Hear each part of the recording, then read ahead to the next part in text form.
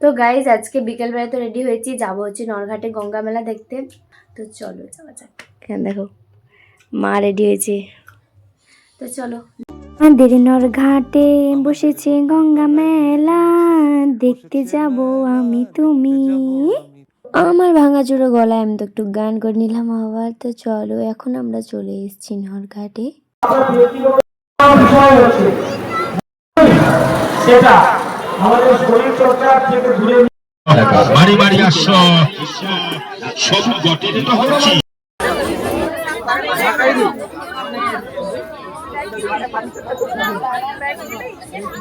এখানটা দেখো কত সুন্দর রাধা কৃষ্ণের মূর্তি রয়েছে।